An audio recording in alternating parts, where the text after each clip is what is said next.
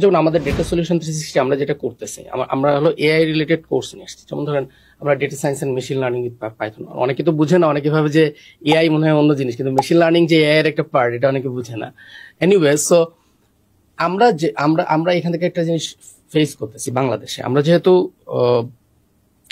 এরকম একটা বড় ইন্ডাস্ট্রি নিয়ে কাজ করতেছি, তো ব্যাপার যেটা হচ্ছে সেটা হলো বাংলাদেশের যারা পিপল, তাদের অ্যাওয়ারনেস এর জায়গাটা। যেমন ধরেন একটা সিএসসি স্টুডেন্টও যখন শেষ করে ফেলতেছে, আমরা এটা দেখতেছি যে তারা এখনো পর্যন্ত এআই সম্বন্ধে তাদের একটা ক্লিয়ার কনসেপ্টই নেই।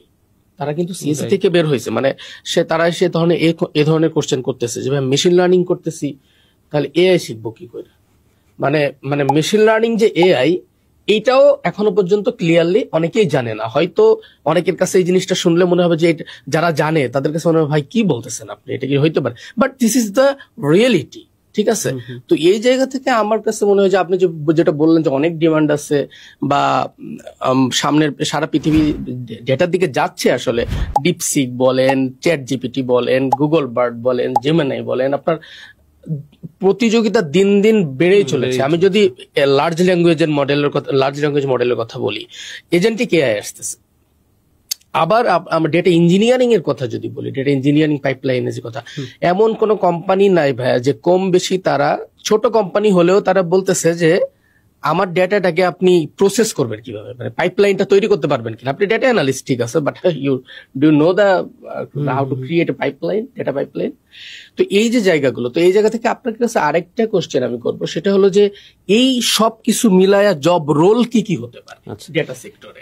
ডেটা সেক্টরে জব রোল যেটা হবে, যে আমার হচ্ছে ফর এক্সাম্পল আমি যদি কম্পেয়ার করি একটা বিল্ডিং এর সাথে, যে বিল্ডিং তো আসলে শুরুতেই তো আমরা বিল্ডিং পাই না, রাইট? কিছু র মেটেরিয়াল আছে, ইট, বালু, সিমেন্ট, এগুলো নিয়ে আমরা একটা স্ট্রাকচার তৈরি করি। এটা স্ট্রাকচার না দাঁড়ানো পর্যন্ত তো আসলে বিল্ডিং প্রিপেয়ারই হবে না। দেন আমরা বিল্ডিংটা তৈরি করি, ইন্টেরিয়র ডিজাইন করি, রাইট?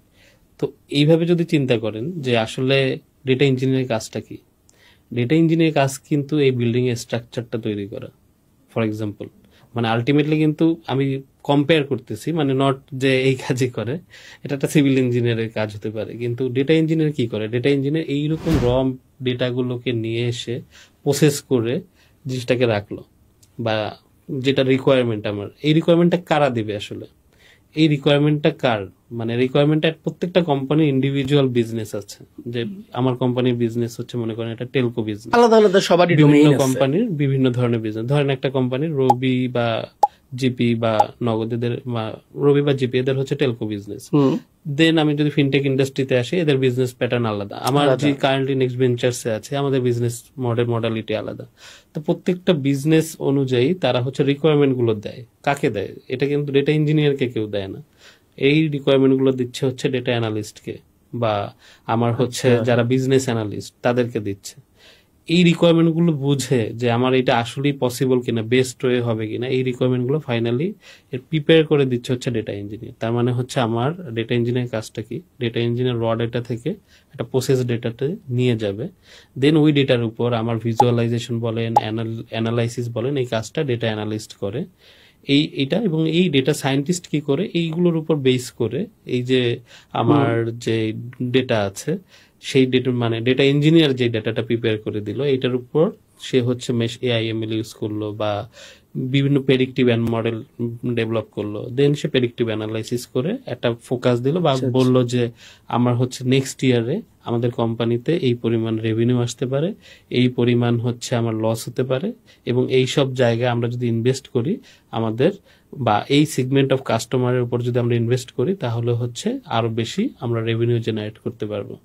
ফর এক্সাম্পল, যদি আমি বলি যে এখন দেখা যায় যে রবিতে ফর এক্সাম্পল আমরা 290 টাকার একটা প্যাকেজ অফার করলো কিছু কাস্টমারের জন্য। এখন আপনি প্রত্যেক বছর ওই 290 টাকার ওই ভয়েস প্যাকেজ বা ডাটা প্যাকেজটাই নিচ্ছেন, কিন্তু আপনার কাছ থেকে কিন্তু একটা ফিক্সড রেভিনিউ আসলো, কিন্তু রেভিনিউ তো বাড়লো না। কোম্পানির রেভিনিউ কিন্তু আপনার কাছ থেকে কোনো স্পাইক নেই রেভিনিউতে, মানে একটা ফ্ল্যাট একটা ডেটা পেলাম। তো এখন আপনাকে যদি আমি এভরি মান্থ আরো 10 টাকা বেশি ইউজ করাতে পারি, তাহলে তো আমার রেভিনিউ আসবে। তো Absolutely. এখন এই 290 টাকা যে প্যাকটা দিত, জাস্ট 10 টাকা বাড়ায় যদি আমি প্যাকটাকে আরো ডেভেলপ করি, যে যেখানে 20 জিবি ছিল সেখানে যদি 30 জিবি অফার হয়, তাহলে কিন্তু আপনি ওই 10 টাকা ইউজও হচ্ছে, অ্যাগ্রেসিভ অফার বলে এগুলোকে। তো সেই 10 টাকা ইউজও হলো আর রেভিনিউটা বাড়লো। তো আমরা যদি বলি যে জব সেক্টরে ডেটা ইঞ্জিনিয়ার, ডেটা অ্যানালিস্ট এবং ডেটা সায়েন্টিস্ট, এদের ডিমান্ড বাংলাদেশ মার্কেটে অনেক বেশি।